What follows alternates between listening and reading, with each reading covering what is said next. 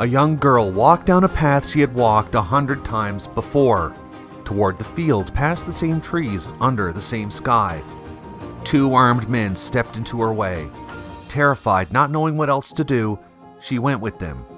Years later, she would write about what happened to her in words that no one who heard them was prepared for. Sudan, 1869. She was around 8 years old, the niece of a tribal chief, living an ordinary life, gathering water, tending animals, playing with the other children of her village. She would later write of that time, "I did not know suffering." The 2 men who took her that day were part of a vast and brutal slave trade stretching across northeast Africa. Armed caravans moved through regions like Darfur, sweeping up men, women, and children, marching them hundreds of miles to markets like El Obeid. From there they were sold again, into households across Sudan, north into Africa, across the Red Sea into Arabia.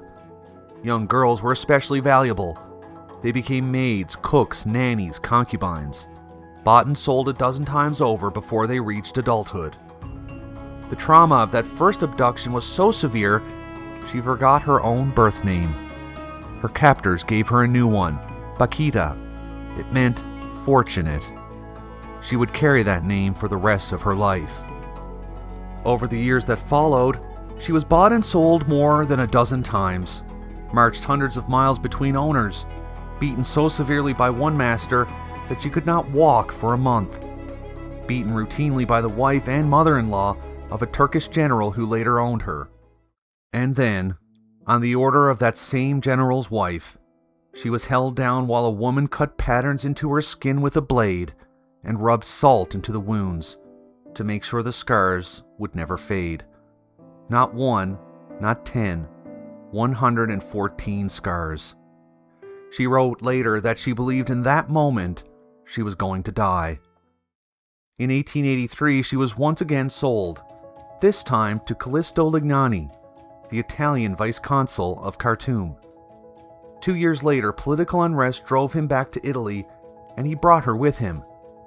There, he placed her with a family near Venice, the Michaelis, where she cared for their young daughter. When the family later needed to travel back to Sudan, they left her temporarily in the care of the Canossian sisters.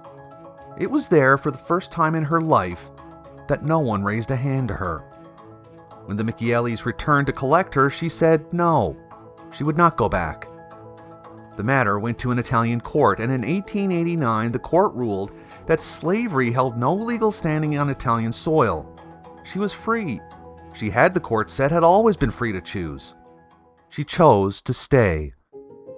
She was baptized in January of 1890, Josephine, and for herself she kept one more name, Fortunata, fortunate.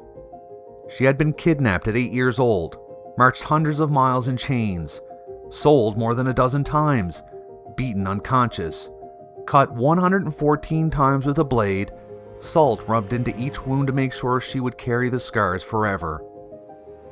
And she thanked them, not in some abstract theoretical way, specifically, by name almost.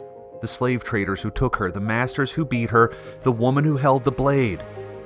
If I were to meet the slave traders who kidnapped me, she wrote, and even those who tortured me, I would kneel and kiss their hands. All my life has been his gift to me, she said. Men were only tools. Thanks to them, I received the gift of faith. Every hand that struck her, every mile she was marched in chains, every owner who sold her to the next, she came to see all of it as the very road God had used to carry her to the only thing she had ever truly wanted, even as a child, staring up at the sun and the stars and wondering who their master was. So she did not stop at forgiveness. Of the people who carved 114 scars into her body, she said, I pity them. Not anger, not even neutral forgiveness, pity for them.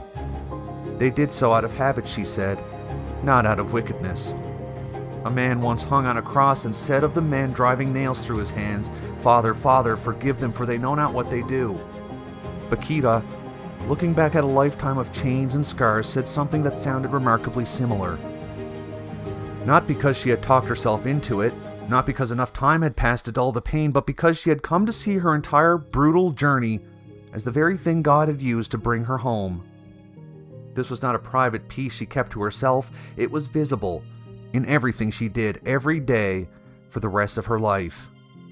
She entered the Canossian Sisters in 1896 and spent more than 40 years in a small convent in northern Italy, doing nothing the world would call remarkable.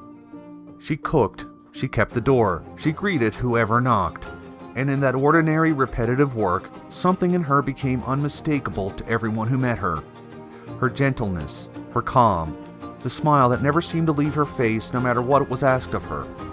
The townspeople gave her a name of their own, Madre Moretta, our little black mother, and came to believe that while she was still alive and still emptying ashes from the stove, that they were in the presence of a saint. When the bombs of the Second World War fell on her town, the people who knew her best were certain of one thing: as long as she was there, they would be protected. The town was struck. Not one person died. Many of them never doubted that God had heard her prayers. She died in 1947. For 3 days her body lay in view while thousands came to see the woman who had once been sold like cattle and had repaid the entire world's cruelty with nothing but mercy.